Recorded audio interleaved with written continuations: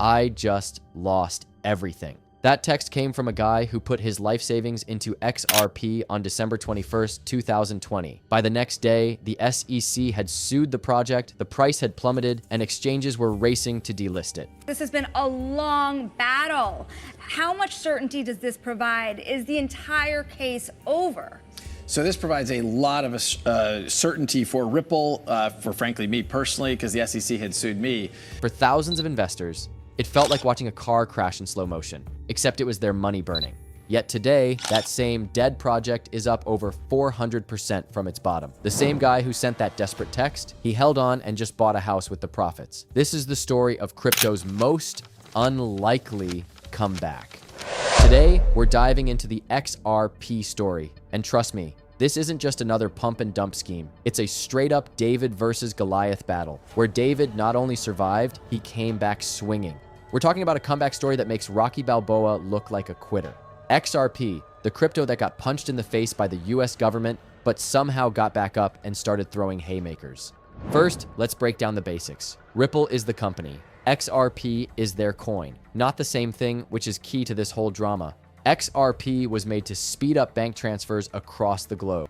If you think about a XRP transaction from one regulated financial institution, a bank or a payment provider, they're doing what's called a KYC check, which references Know Your Customer. This is a global regulatory framework around KYC. Think about it. When you wire cash to another country, it takes days and costs way too much.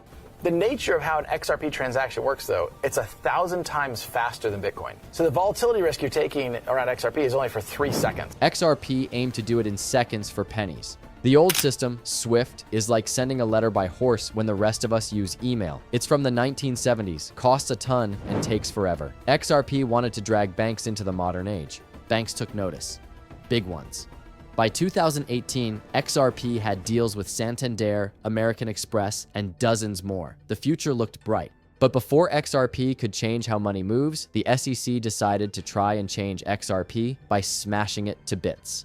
Token XRP and whether I think it's a non-compliant security. I've spoken publicly. Yes, I do think it's a non-compliant security. I think back to the Howey test. I think they are exchanging XRP. Ripple, the company, is exchanging. And this is where our story gets wild, because the man at the center of this storm was busy having dinner when he got the news that would flip his world upside down.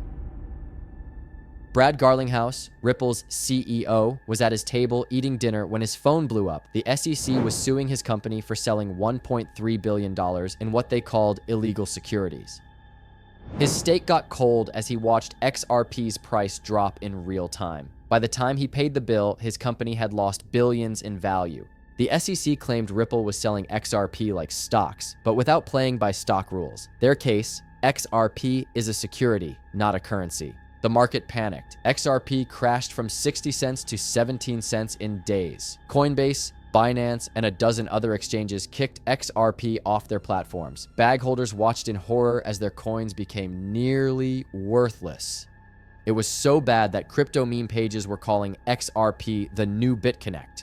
Everyone thought XRP was dead, finished, game over. But what if I told you that getting sued was the best thing that could have happened to XRP? Yeah, I know that sounds like a stretch, but hear me out. Instead of folding, Ripple chose to fight. Their main claim, the SEC never gave fair notice that XRP might be a security. How can you break rules nobody told you about? Brad stood firm, saying, "We're going to fight this to the end, not just for Ripple, but for all of crypto." The legal bills were nuts. Ripple burned through over $100 million on lawyers alone. Most firms would have settled, but Brad knew this was bigger than just XRP. If the SEC won, they'd go after every other crypto next. Behind the scenes, Brad was busy making friends in high places. Ripple ramped up its political donations, spreading cash to both parties like a drunk guy at a strip club. They gave millions to various campaigns and lobby groups. Nothing says, "I believe in democracy," like strategic donations while you're being sued.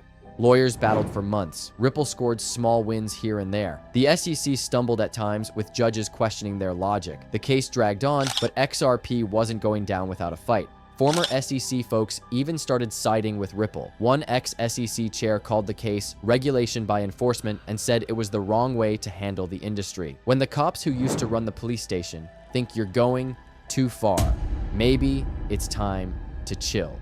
While lawyers argued in court, something weird was happening in the markets. The same coin everyone left for dead was quietly building something that would shock the crypto world. With the US market basically closed, Ripple did the smart thing. They went where they were still welcome. And it turns out that was pretty much everywhere else. They pushed hard into Asia, with Japan and Singapore leading the charge. Banks in these regions didn't care what the SEC thought. They saw the tech worked. By 2022, most of Ripple's business was outside the US anyway. It's like getting kicked out of a party only to find a better one next door.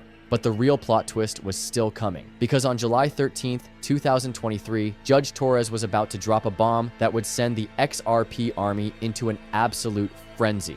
The ruling came down. XRP sales on exchanges were not securities. This was huge. The judge said while Ripple's sales to big firms might have been securities, regular people buying XRP on exchanges were just trading a crypto asset. In her ruling, Judge Torres basically called out the SEC for being way out of line. XRP shot up 70% in hours. Exchanges rushed to relist it. People who held through the pain were finally rewarded. It wasn't a total win. Ripple still had to pay $125 million in fines for their sales to big firms, but it was close enough. The SEC took an L, and the crypto world celebrated. It was like watching the school bully get beaten up in front of the whole lunchroom. Satisfying.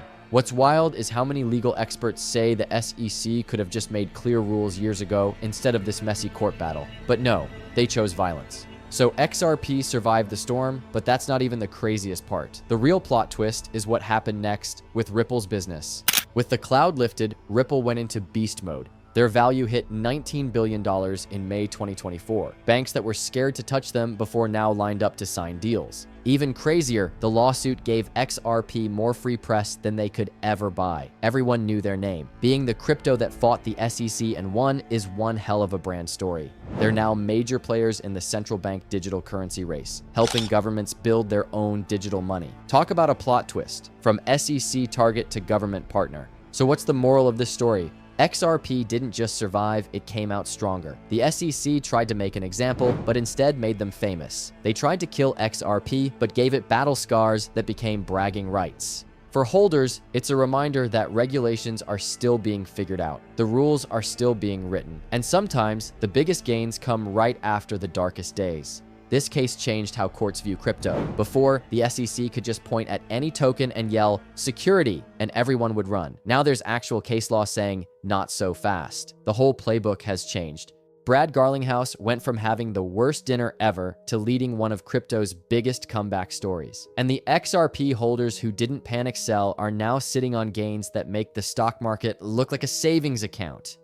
The real winners? The diamond hands who didn't fold when things got rough. The folks who saw past the FUD and understood what XRP was really building. While paper hands were selling at 17 cents, they were stacking. And now they're the ones laughing all the way to the bank. Remember the guy from our intro who texted, "I just lost everything"? He's now part of the XRP army that treats the SEC case like a badge of honor. What doesn't kill your crypto makes it stronger, I guess. If this financial roller coaster taught us anything, it's that crypto is still the Wild West, where anything can happen and usually does. Hit that subscribe button and drop a comment if you held through the bear market without selling your crypto and moving back in with your parents. I'll catch you in the next one.